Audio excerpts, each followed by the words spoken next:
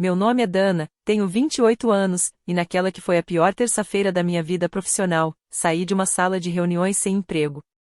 Eu ainda estava tentando entender tudo quando, apenas 40 minutos depois, recebi uma ligação do meu senhorio. A voz dele parecia estranha. Então ele disse: "Preciso que você deixe o apartamento até sexta-feira." No começo, pensei que ele tinha ouvido os rumores sobre a demissão e estava apenas reagindo a isso. Mas então ele revelou algo que mudou tudo: seus pais me ofereceram $1.000 para encerrar seu contrato imediatamente. A primeira pessoa que eu liguei foi minha mãe. Eu esperava preocupação, talvez alguma pergunta sobre como eu estava. Mas ela apenas riu e disse: "Às vezes você precisa cair para aprender a mudar." Meu pai pegou o telefone e completou: "Dormir na rua vai te ensinar uma lição." Eles não perguntaram se eu tinha dinheiro guardado. Não quiseram saber se eu tinha outro lugar para ficar.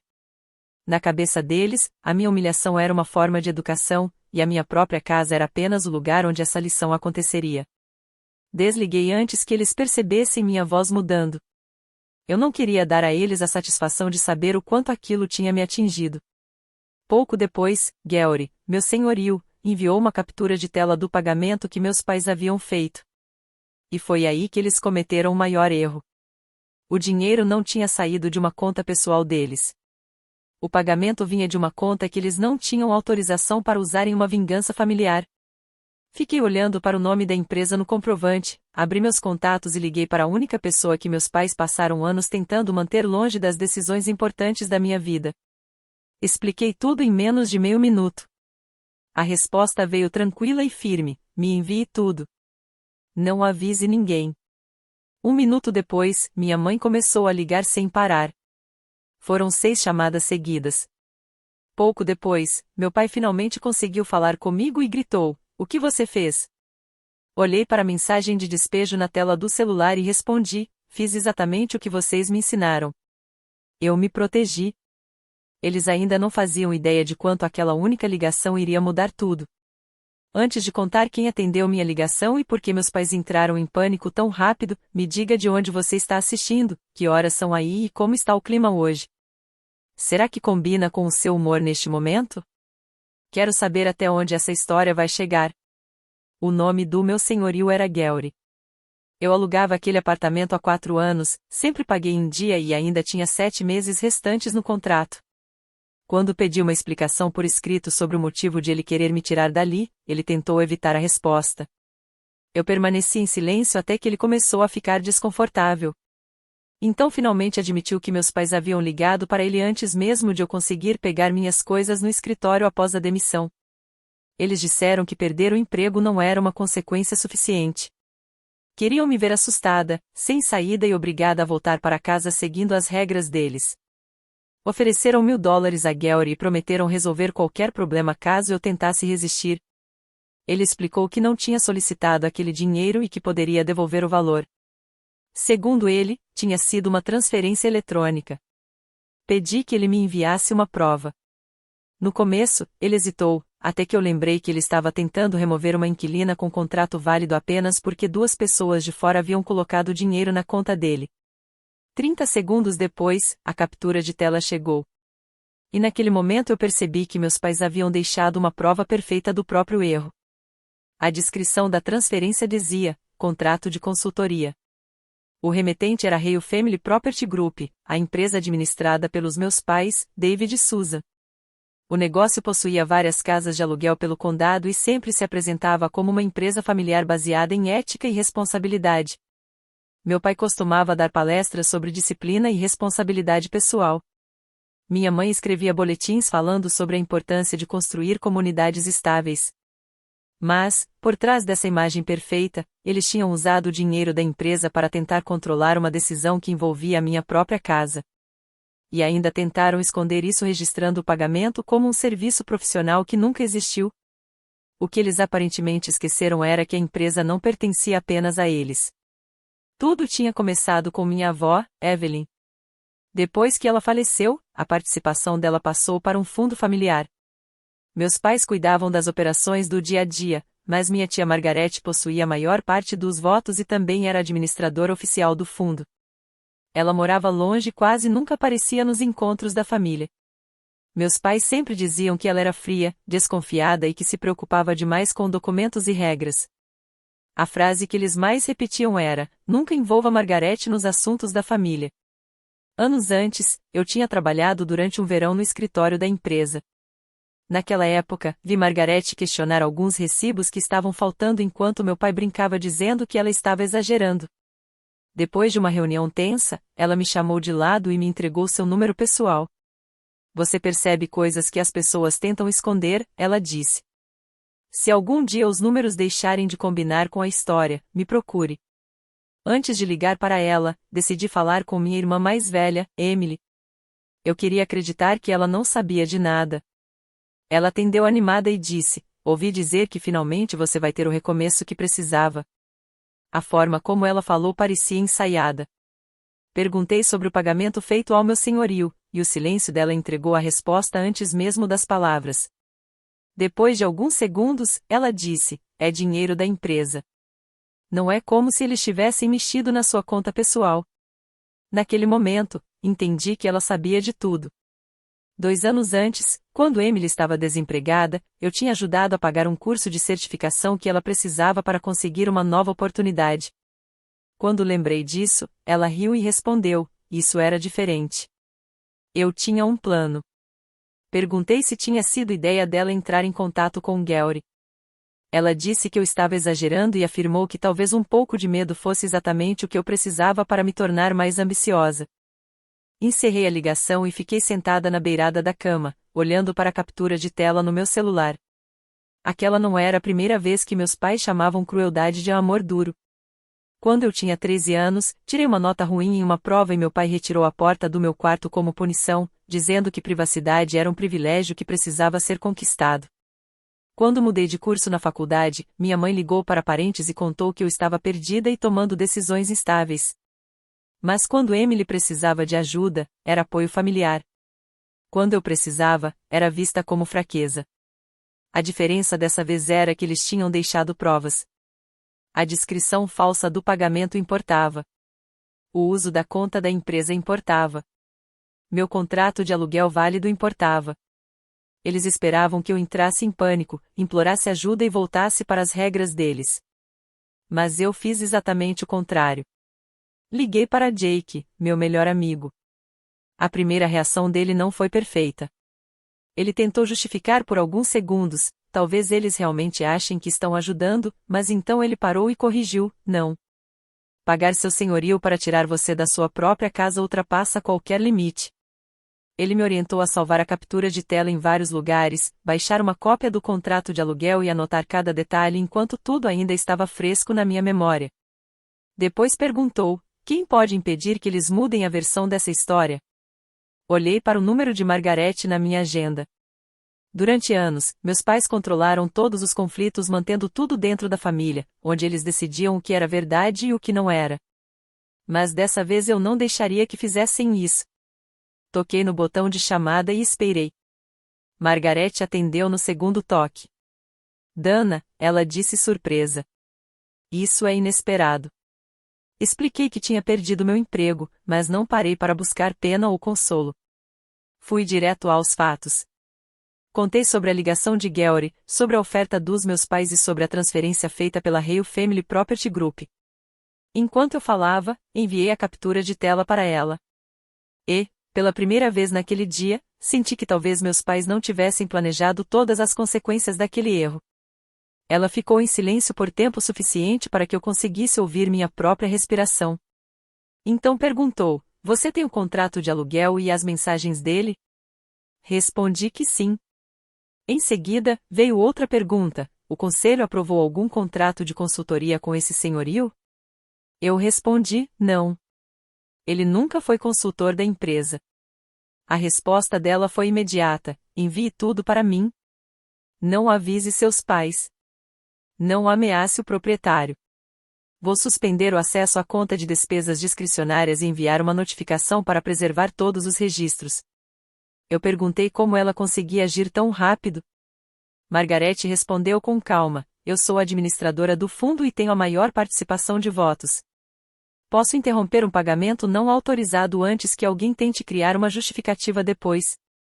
Naquele momento, meu celular começou a vibrar sem parar. Minha mãe ligou uma vez, depois outra, e depois mais 6 vezes.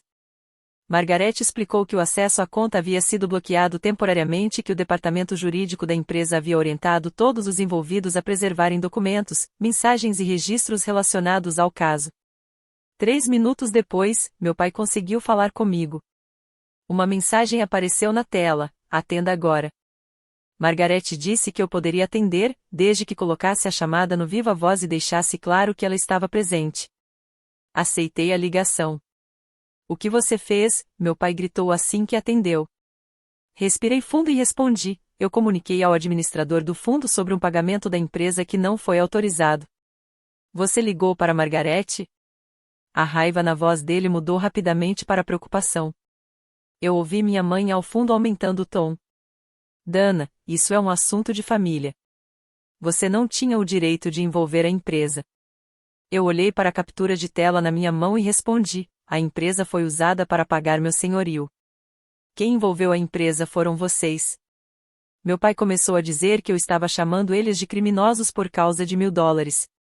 Antes que a discussão continuasse, Margaret falou com uma tranquilidade que eu nunca tinha visto alguém usar contra eles. Ninguém está acusando ninguém de roubo. Estou analisando uma despesa registrada como contrato de consultoria. Preciso do contrato, da nota fiscal, da justificativa comercial e da aprovação correspondente até às 5 da tarde. Meu pai tentou explicar que eles estavam apenas tentando me ensinar responsabilidade. Margaret respondeu: então escolheram a conta errada, a descrição errada e o método errado. Depois acrescentou: não entre em contato novamente com o proprietário. Não pressione Dana para abrir mão do contrato de aluguel dela. Minha mãe então tentou mudar o foco. Disse que eu tinha ficado dependente e que precisava de uma intervenção para voltar aos trilhos. Pela primeira vez, alguém separou aquela acusação do verdadeiro problema. O fato de Dana ter perdido o emprego não tem relação com a questão principal, Margaret respondeu. A questão é se os recursos da empresa foram representados de forma incorreta. Meu pai ameaçou convocar uma reunião emergencial do conselho. Margaret não se intimidou. Faça o pedido, ela respondeu. Depois que apresentar todos os documentos. Então encerrou a chamada. O apartamento continuava exatamente igual. Os mesmos móveis, as mesmas paredes, a mesma rotina que eu conhecia há anos. Mas algo tinha mudado. O equilíbrio de poder finalmente era outro. Meus pais sempre tinham sido os responsáveis por definir qualquer conflito. Se eu discordava, diziam que eu era dramática. Se eu tentava explicar meu lado, diziam que eu estava sendo emocional. Eles sempre controlavam a narrativa. Mas dessa vez, eles tinham deixado rastros. E havia alguém disposto a olhar para os fatos. Se eu fazia perguntas, eles diziam que eu era desrespeitosa. Se eu envolvia outra pessoa, afirmavam que eu estava traindo a própria família. O maior poder deles nunca tinha sido saber mais do que os outros. Era o isolamento. Eles controlavam tudo porque mantinham os problemas presos dentro de casa, onde apenas a versão deles era ouvida. Jake apareceu no meu apartamento com sacolas de comida, carregadores e um bloco de anotações. Em vez de tentar decidir minha vida por mim, ele perguntou: o que você precisa agora? Então começamos a organizar os acontecimentos. Eu fui demitida às 9h12. Liguei para meus pais às 9h47. Georg entrou em contato comigo às 10h18. Isso significava que meus pais tinham procurado meu senhorio praticamente logo depois de receberem a notícia. Eles não passaram horas preocupados comigo. Não tentaram descobrir se eu estava bem. Eles simplesmente transformaram uma situação difícil em uma punição planejada. Naquela tarde, recebi uma ligação de Raquel Moreno, uma advogada especializada em questões de locação. Ela explicou que, normalmente, um proprietário não pode simplesmente cancelar um contrato de aluguel com prazo determinado sem uma justificativa prevista em lei ou no próprio acordo. Ela também disse que aceitar dinheiro de terceiros para remover um inquilino que estava cumprindo o contrato poderia trazer consequências legais sérias. Raquel me orientou a manter toda a comunicação por escrito e pediu que Gary confirmasse oficialmente se pretendia respeitar meu contrato de aluguel. Menos de uma hora depois, recebi um e-mail dele dizendo que a exigência anterior de deixar o apartamento tinha sido precipitada e que nenhuma ação de despejo seria iniciada. Não era um pedido de desculpas. Era medo escondido atrás de palavras profissionais. Raquel me alertou que impedir o despejo era apenas a primeira etapa. Meus pais poderiam tentar dizer que tudo não passou de um mal-entendido. Gary poderia tentar diminuir a própria participação. Emily poderia negar que sabia de alguma coisa. Por isso, ela repetiu algo que ficou na minha cabeça: provas importavam mais do que raiva. Enquanto isso, Margaret pediu uma auditoria independente da empresa. Ela já havia descoberto que aquele suposto contrato de consultoria não tinha contrato verdadeiro, não possuía nota fiscal e nunca havia recebido aprovação do conselho. Quando começou a analisar registros antigos, encontrou várias despesas estranhas. Viagens pessoais descritas como visitas de trabalho, jantares familiares registrados como encontros com inquilinos e gastos relacionados a Emily escondidos dentro de contas de marketing. Eu me lembrei de ter visto alguns daqueles registros durante o verão em que trabalhei no escritório. Na época, meu pai apenas dizia que contabilidade era algo complexo demais para eu entender. Naquela noite, Margaret me enviou uma única mensagem. Os números não combinam com a história há muito tempo. Meus pais tentaram comprar a minha saída de casa por $1.000. Mas aquele pagamento acabou abrindo uma investigação sobre anos de gastos da empresa. Na manhã seguinte, eles começaram a mudar a narrativa. Minha mãe enviou uma mensagem para Margaret dizendo que o dinheiro era apenas um incentivo temporário para me ajudar com uma mudança e evitar problemas futuros com aluguel. Meu pai apresentou um documento de uma página alegando que Gary era um consultor de resiliência para inquilinos. Mas havia um problema. O espaço da assinatura estava vazio. E os dados do arquivo mostravam que o documento tinha sido criado depois que Margaret exigiu provas. Eles não tinham uma explicação. Tinham fabricado uma depois de serem descobertos. Meu pai me ligou de outro número. Você está destruindo a empresa que sua avó construiu, ele disse. Eu respondi, não. Vocês usaram essa empresa para me punir. Então ele tentou mudar o foco. Disse que Margaret estava apenas me usando para tomar o controle do negócio. Por alguns segundos, eu senti uma dúvida surgir. Durante anos, meus pais tinham repetido que todos os parentes tinham algum interesse escondido e que ninguém deveria ser totalmente confiável. Mas então olhei novamente para a descrição falsa do pagamento, para o documento criado depois da descoberta e para a mensagem de despejo que eu havia recebido. Os fatos não deixavam de ser verdade apenas porque revelá-los mudaria quem tinha poder. Antes de desligar, meu pai disse algo que eu já tinha ouvido muitas vezes. Você não vai durar nem um mês sem a gente. Aquela frase ficou na minha cabeça porque, pela primeira vez, uma parte dela poderia realmente se tornar realidade. Eu tinha poucas economias, apenas 2 semanas de pagamento da rescisão e nenhum emprego novo. Vencer a disputa pelo apartamento não iria reconstruir minha vida inteira. Eu não podia transformar minha raiva em meu único plano. Também não podia permitir que meus pais continuassem sendo o centro de todas as minhas decisões. Então Jake e eu dividimos a situação em 4 partes: moradia, proteção legal, trabalho e dinheiro. Raquel conseguiu uma confirmação oficial por escrito de que meu contrato de aluguel continuava válido. Eu cortei gastos, organizei minhas contas e calculei por quanto tempo conseguiria manter o aluguel. Depois comecei a procurar antigos colegas e contatos profissionais. Pedir ajuda era algo difícil para mim.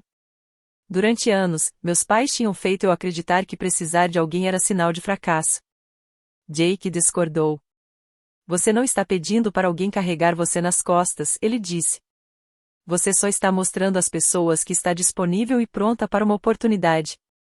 Minha primeira entrevista não deu certo. Quando o recrutador perguntou como eu lidava com conflitos, minha mente voltou para as discussões com meu pai. Lembrei da forma como ele gritava, da pressão que eu sentia e simplesmente perdi o raciocínio. A entrevista terminou antes do esperado.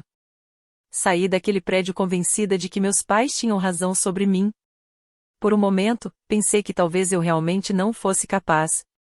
Jake não tentou me animar com frases vazias. Ele apenas disse: isso doeu, mas você pode aprender com isso.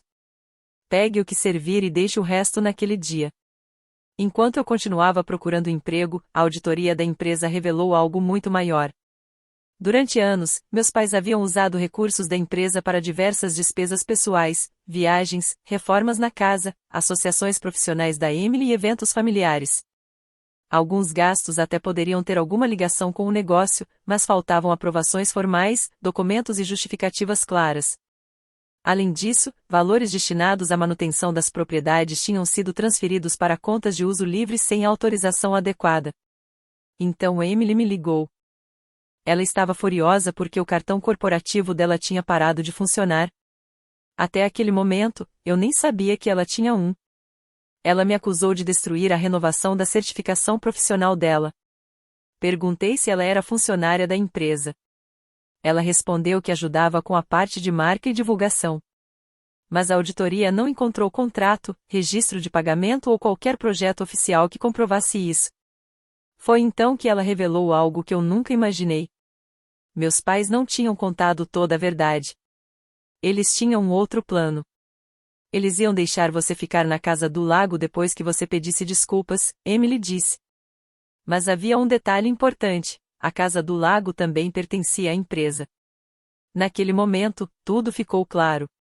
Meus pais planejavam me tirar do meu apartamento legalmente alugado, fazer com que eu acreditasse que não tinha para onde ir e depois aparecer como os salvadores, oferecendo um lugar para ficar, desde que eu aceitasse novamente as regras deles. Eles queriam criar a crise e depois controlar a solução. Obrigada, eu disse. Emily ficou confusa. Obrigada pelo quê? Por explicar o plano. Depois disso, registrei cada palavra daquela conversa. Raquel também exigiu que Georg entregasse todas as mensagens trocadas com meus pais. Percebendo que ele também poderia ser responsabilizado, ele finalmente forneceu os registros. Entre as mensagens estava uma da minha mãe. Ela dizia: ela vai entrar em pânico, mas não recue. Meu pai escreveu: quando ela não tiver mais nenhuma opção, vai voltar para casa e vai nos ouvir. Emily respondeu com um emoji de aprovação e perguntou se a casa do lago deveria continuar indisponível até que eu pedisse desculpas. Durante anos, eu me perguntei se talvez a forma como meus pais demonstravam amor fosse apenas algo que eu não conseguia entender. Mas aquelas mensagens deixaram a resposta muito mais clara. Talvez eles realmente acreditassem que estavam fazendo aquilo por amor. Mas eles usavam medo, controle e dependência como ferramentas para impor esse amor. E uma boa intenção, mesmo quando existe, não transforma um método errado em algo aceitável. Margarete perguntou se eu queria enviar todas as mensagens para o conselho da empresa. Meu primeiro impulso foi expor tudo. Eu queria que todos vissem exatamente o que eles tinham feito. Raquel então me perguntou: o que você quer de verdade? Proteção, responsabilização ou vingança? Eu fiquei em silêncio por alguns segundos e admiti: quero os três. Ela respondeu: a humilhação é a única coisa que você não consegue controlar. Mas proteção e responsabilização podem ser comprovadas com documentos. Então escolhi agir de forma diferente. Enviei apenas as provas relacionadas ao pagamento feito pela empresa e a tentativa de interferência no meu contrato de aluguel. Não publiquei nada na internet. Não mandei as mensagens para familiares. Não transformei aquilo em uma guerra pública. Essa decisão de manter a calma acabaria fazendo diferença depois. A reunião emergencial do conselho foi marcada para sexta-feira. Na noite anterior, minha mãe deixou uma mensagem de voz tentando parecer tranquila. Ela disse que famílias cometiam erros e que todos precisavam perdoar uns aos outros. Mas, no final do áudio, ela fez um pedido inesperado. Diga para Margarete que o pagamento foi uma ideia sua. Eu salvei aquela gravação em 3 lugares diferentes. No dia da reunião, entrei por vídeo da casa de Jake. Na tela estavam Margarete, 2 diretores independentes, os advogados da empresa, o auditor, meus pais e Emily. Meu pai usava aquela expressão que eu conhecia tão bem. Era o olhar de alguém que esperava que confiança e autoridade fossem suficientes para substituir provas. Minha mãe segurava uma pasta com o título Acordo Familiar. Margarete abriu a reunião explicando o motivo de todos estarem ali. Estamos analisando gastos não autorizados, uma descrição financeira incorreta e uma tentativa de interferência no contrato de um inquilino. Ela não se referiu a mim como filha deles. Ela disse, a parte afetada pelo contrato de locação. E aquela pequena mudança de palavras fez uma diferença enorme. Pela primeira vez, o problema não era tratado como um drama familiar. Era uma questão empresarial.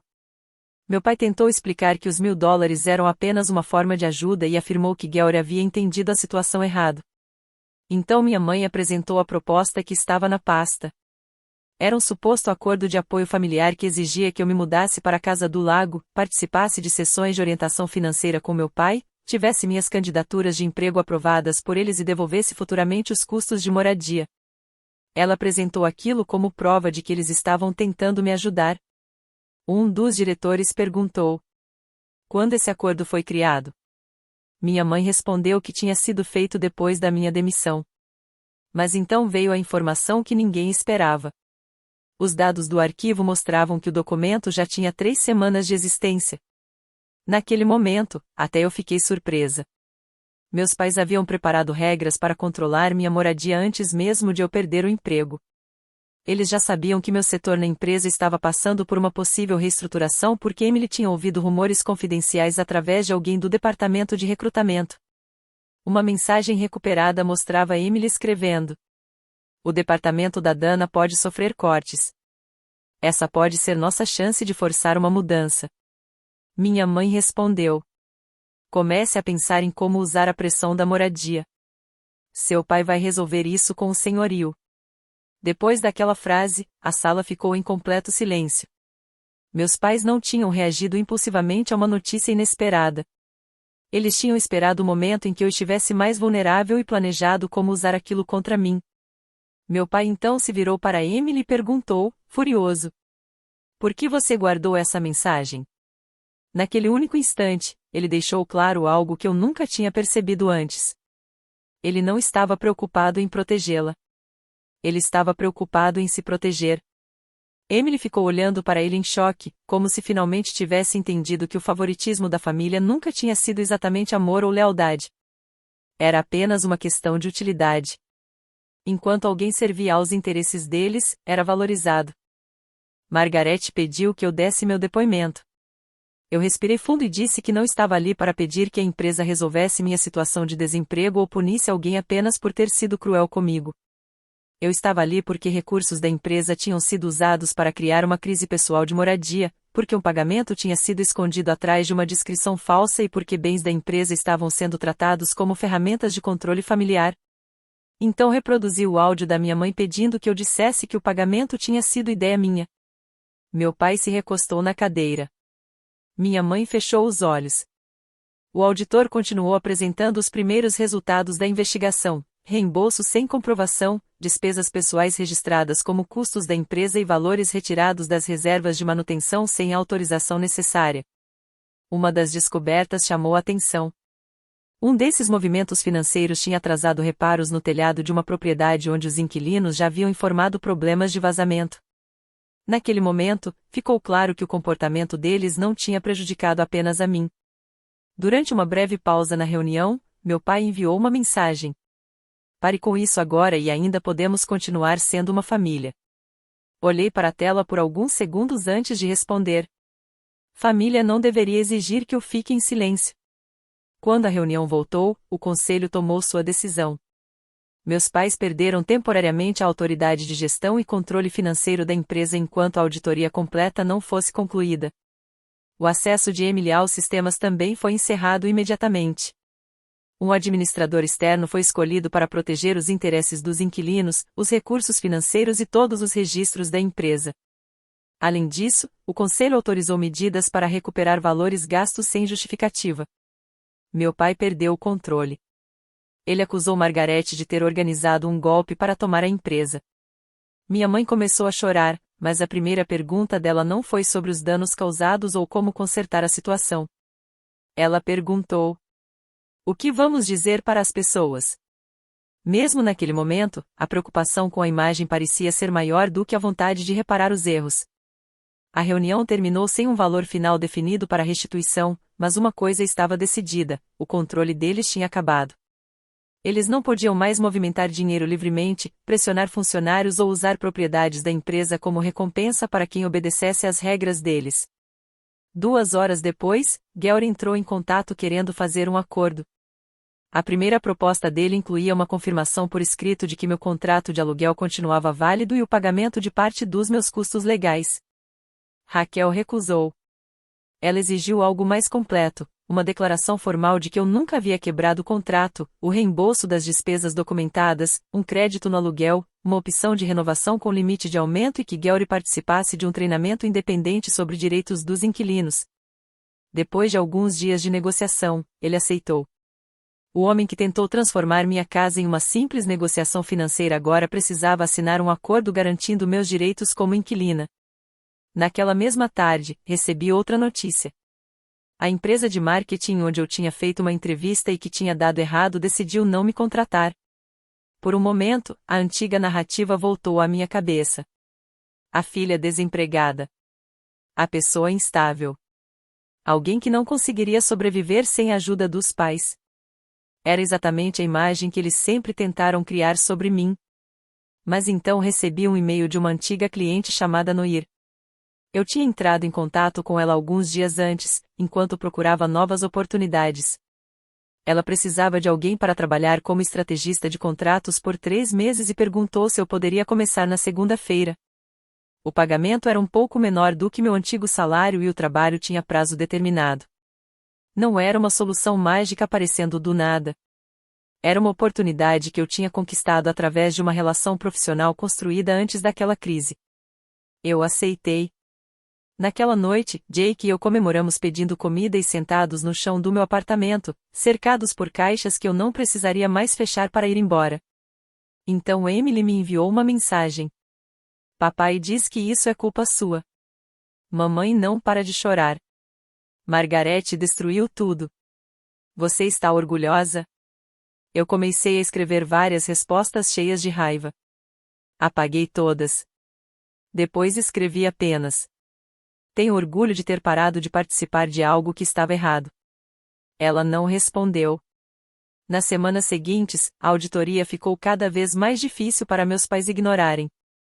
Os registros da empresa revelaram viagens pessoais, reformas particulares, eventos familiares e despesas relacionadas a Emily escondidas atrás de descrições vagas que pareciam comerciais.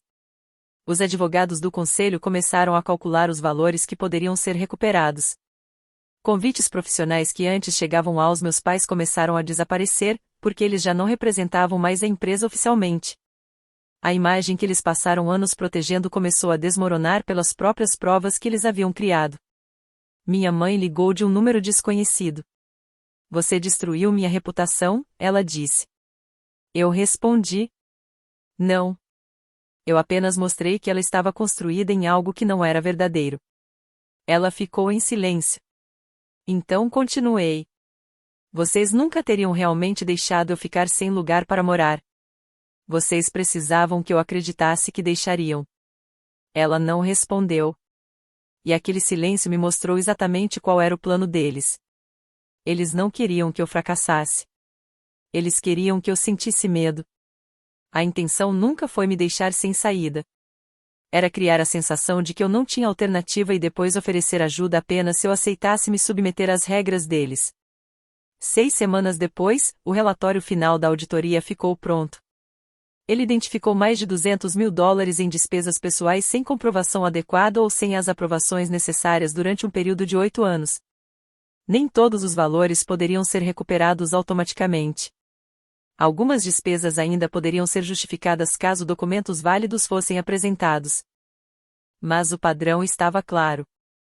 O conselho decidiu remover meus pais definitivamente das funções de administração da empresa, cancelar salários e benefícios ligados aos cargos que ocupavam e exigir uma restituição significativa dos valores utilizados de forma irregular. Eles ainda mantiveram uma pequena participação na propriedade da empresa, mas perderam acesso às contas de despesas, aos veículos corporativos e ao poder que sustentava a imagem pública deles. Um administrador externo reorganizou as finanças, devolveu recursos às reservas de manutenção e criou um canal oficial para que os inquilinos pudessem registrar reclamações. Problemas que meu pai costumava ignorar finalmente começaram a ser resolvidos. A empresa começou a se comportar como o negócio ético que meus pais sempre diziam que ela era. Então Raquel me procurou com uma proposta de acordo separado para minha situação. Meus pais teriam que reembolsar os custos que Guelry não cobrisse, assinar um acordo proibindo qualquer interferência na minha vida profissional e pessoal, parar de entrar em contato com meus empregadores e proprietários de imóveis e reconhecer oficialmente que eu nunca havia pedido aquele pagamento. Em troca, eu não entraria com novas ações civis contra eles, a menos que eles quebrassem o acordo. Meu pai se recusou no início. Para ele, assinar aquele documento significava admitir culpa. Mas a exigência de restituição feita pelo conselho começou a pressionar as finanças deles. Para conseguir pagar parte do valor, eles precisaram vender a Casa do Lago. A mesma propriedade que eles planejavam usar como uma espécie de recompensa depois que eu me desculpasse e aceitasse voltar para as regras deles. O símbolo do controle que eles tinham sobre mim acabou se tornando parte do dinheiro usado para reparar os danos que causaram. Eles assinaram o acordo 2 dias antes de Raquel entrar com o processo. O documento impedia meus pais de interferirem na minha moradia ou no meu trabalho, de fazerem transações usando meu nome ou de afirmarem publicamente que eu havia solicitado o despejo. Também incluía uma declaração escrita confirmando que eles haviam iniciado o pagamento ao meu senhorio com a intenção de me pressionar a deixar o apartamento. Não era um pedido de desculpas. Mas era a verdade registrada em papel, algo que eles não poderiam mais alterar ou contar de outra forma. Emily também enfrentou consequências. A empresa onde ela trabalhava abriu uma investigação para entender como ela teve acesso e compartilhou informações confidenciais sobre a possível reestruturação. Ela foi afastada temporariamente, algum tempo depois, acabou deixando o cargo. Ela me ligou furiosa. Você destruiu minha carreira, ela disse. Eu respondi. Você compartilhou uma informação privada para que eles pudessem planejar uma forma de me pressionar. Eu não inventei esse plano. Eu apenas reagi ao que vocês estavam fazendo. Ela ficou em silêncio por alguns segundos. Então admitiu algo que eu nunca tinha ouvido dela antes. Eles sempre diziam que você achava que era melhor do que nós. Eu só queria provar que era leal. Pela primeira vez, eu consegui entender o papel dela naquela situação sem justificar suas escolhas. Meus pais a recompensavam quando ela ajudava a sustentar a versão deles da história. Mas, no momento em que as mensagens dela se tornaram provas contra eles, ela também virou um problema. O favoritismo fazia Emily se sentir protegida, mas apenas enquanto ela continuasse sendo útil. Espero que um dia você descubra quem você é quando lealdade não significa apenas obedecer, eu disse. Mas eu não posso fazer esse trabalho por você. Depois disso, bloqueei o contato dela por 30 dias. Meu pai continuou enviando cartas falando sobre sacrifício, família e gratidão. Mas nenhuma delas continha as palavras que eu esperava ouvir. Eu estava errado. Ele começou a contar aos parentes que eu tinha manipulado Margarete para tentar assumir o controle da empresa. Mas essa versão não durou muito. Margarete divulgou uma declaração oficial dizendo que eu não receberia participação na empresa, dinheiro da auditoria ou qualquer cargo por causa do ocorrido. Porque eu nunca tinha pedido nada disso. Meu pai simplesmente não conseguia imaginar alguém tomar uma atitude sem buscar algum benefício pessoal. Então ele criou uma explicação que fazia sentido para ele. A última mensagem da minha mãe antes do acordo entrar oficialmente em vigor dizia: Nós fizemos o que achávamos ser melhor. Eu respondi. Acreditar que algo é o melhor caminho não elimina a responsabilidade pelas consequências das próprias escolhas. Depois disso, parei de responder. Meu trabalho temporário exigia muito de mim. Eu precisava me concentrar em reconstruir minha própria vida, não continuar presa às decisões deles. Durante o primeiro mês no novo trabalho, o estresse acabou fazendo com que eu perdesse um pequeno prazo. Eu esperava uma bronca, talvez alguém tentando me diminuir como meus pais costumavam fazer. Mas minha gerente teve uma reação completamente diferente. Ela apenas perguntou como eu pretendia resolver a situação. Eu apresentei um plano de recuperação, corrigi o problema e segui em frente. Aquela experiência me ensinou mais sobre responsabilidade do que todos os discursos do meu pai juntos. responsabilidade de verdade exigia reconhecer erros, reparar danos e mudar atitudes. Não criar uma situação de fracasso de propósito para depois usar o medo como ferramenta de controle. Depois de 3 meses, Noir me ofereceu uma vaga permanente liderando estratégias para clientes. O salário era equivalente ao que eu ganhava antes, mas as condições eram ainda melhores. Antes de aceitar, eu negociei. E esse detalhe era importante. Eu não estava agarrando a primeira oportunidade que apareceu por desespero. Eu estava analisando, fazendo perguntas e escolhendo o que era melhor para mim. Na noite em que assinei o contrato, fiquei parada em frente à porta do meu apartamento. Meses antes, meus pais tinham tratado aquele lugar como uma peça de negociação. Algo que eles poderiam tirar de mim para me obrigar a voltar para perto deles. Agora, aquela porta era apenas minha. Eu decidia quando abrir e quando fechar. Mesmo assim, eu não me sentia vitoriosa todos os dias. Em algumas manhãs, eu sentia falta da família que eu acreditava ter. Em algumas noites, eu lembrava das ligações, das discussões e me perguntava se tudo poderia ter sido resolvido de outra maneira. Então eu lembrava de uma coisa. O silêncio e a privacidade eram justamente o que tinham protegido meus pais durante tantos anos. Eles confiaram mais na minha vergonha do que na cooperação de Guelry. A punição deles não foi o que me fortaleceu. O que me fortaleceu foi ter decidido interrompê-la. Parte 7. A casa que eu escolhi. 6 meses depois da demissão, Margarete me convidou para participar da reunião anual da empresa. Eu recusei uma participação oficial, mas aceitei encontrá-la para tomar café depois. Ela me contou que os processos internos estavam sendo reformulados, os controles financeiros haviam sido fortalecidos e os inquilinos agora tinham canais diretos para resolver problemas sem precisar passar pelos meus pais. A empresa tinha recuperado dinheiro suficiente para reconstruir as reservas. Meus pais continuavam sendo proprietários no papel, mas não tinham mais qualquer autoridade operacional. O plano de restituição deles ainda levaria anos para ser concluído. Margarete então perguntou: "Você se arrepende de ter me ligado?" Eu pensei em tudo que aquela decisão tinha causado. Minha relação com meus pais agora existia apenas através de limites claros e documentos. Eu e Emily quase não conversávamos mais. Muitos parentes tinham escolhido lados. Não existia uma versão de justiça capaz de devolver a família que eu imaginava ter. Não, respondi. Eu só me arrependo de que tenha sido necessário chegar a esse ponto. Margarete concordou. Geralmente é assim que a responsabilização se sente. Então perguntei por que ela tinha me dado seu número anos antes. Ela respondeu: "Minha avó costumava dizer que empresas familiares quebram quando as pessoas confundem acesso com propriedade e confundem carinho com permissão." Margarete explicou que há anos suspeitava que os limites dentro da empresa estavam ficando confusos. Mas suspeitas não eram suficientes. Sempre existiam explicações antes das provas. O pagamento para Guelry foi diferente. Havia uma descrição falsa, um objetivo pessoal escondido, uma testemunha que confirmou os fatos e uma pessoa diretamente afetada disposta a falar. "Você não destruiu eles", Margarete disse. "Você apenas interrompeu o que eles estavam fazendo." Meus pais não ficaram sem nada. Eles não desapareceram e nem perderam tudo. As consequências foram sérias, mas não dramáticas como uma punição de filme. Eles saíram da casa grande onde moravam e foram para uma residência menor. Meu pai começou a trabalhar como consultor, mas agora precisava lidar com contratos reais, notas fiscais e aprovações externas. Minha mãe deixou de participar dos eventos profissionais onde antes era vista como referência. Emily conseguiu um novo emprego fora da área de recrutamento depois de concluir um curso de ética profissional. A vida deles continuou. Mas sem o poder e a imagem que antes os protegiam de perguntas difíceis.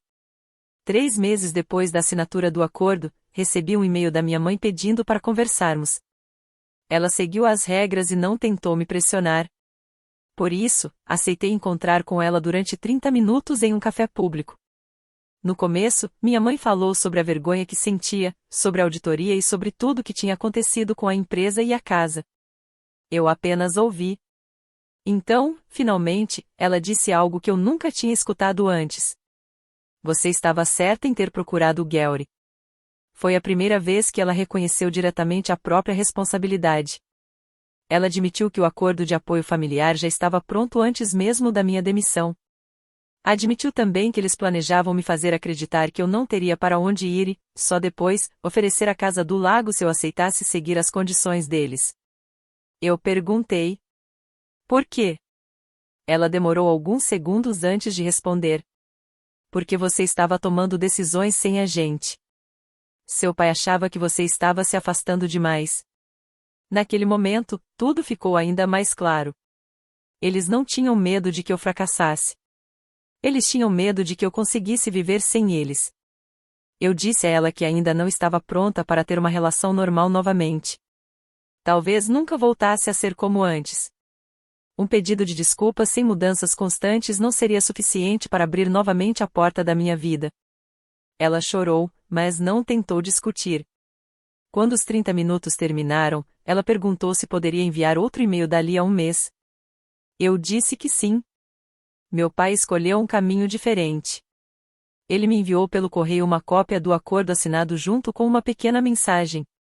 Você ganhou. Eu devolvi o documento com uma resposta minha. Isso nunca foi uma competição. Eu só queria que vocês parassem. Depois disso, ele não entrou mais em contato.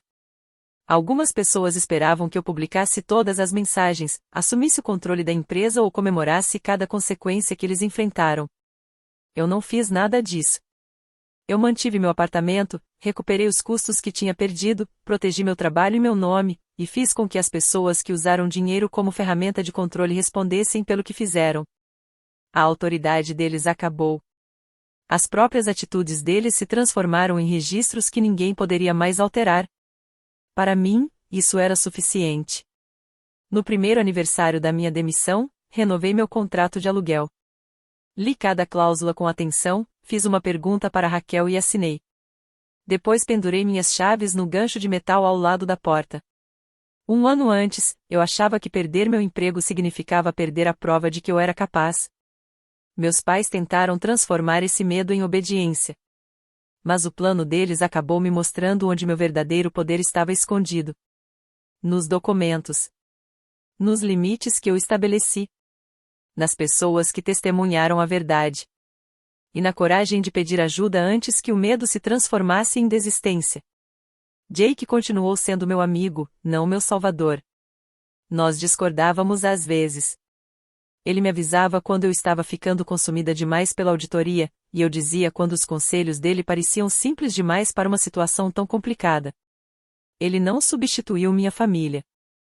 Ele me ajudou a perceber que existem relações onde apoio não significa submissão.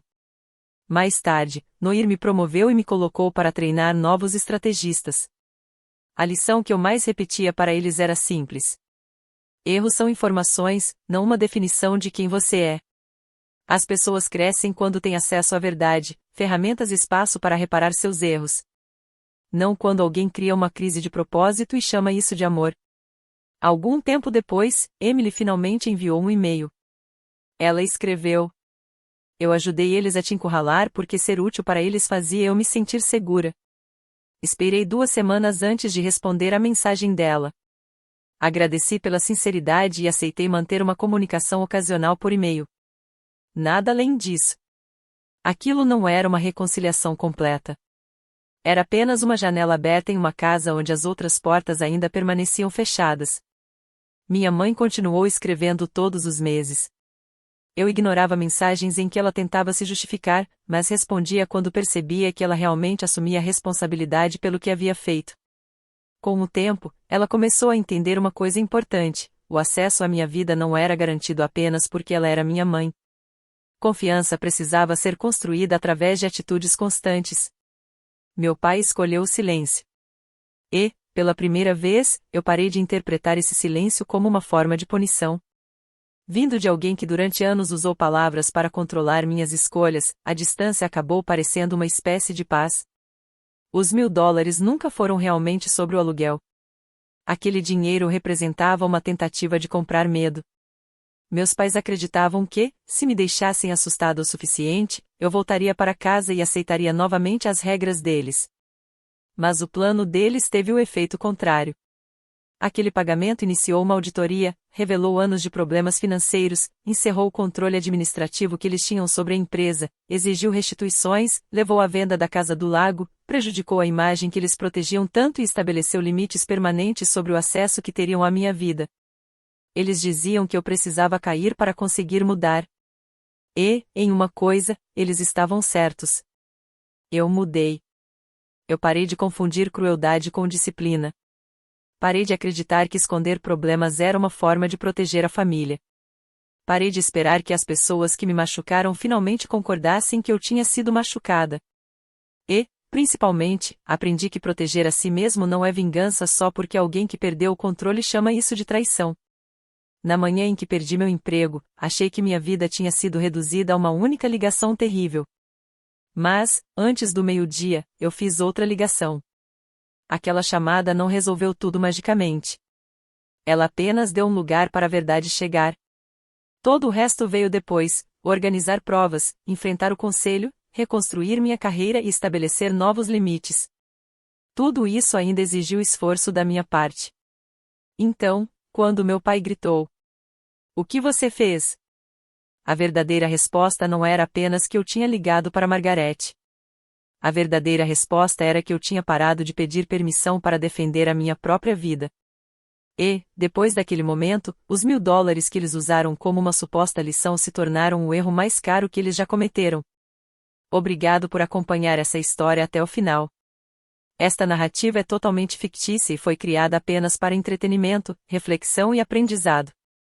Esperamos que ela lembre uma coisa importante: às vezes, a lição mais difícil é entender que amor, família e lealdade nunca deveriam exigir que você apague a própria dor.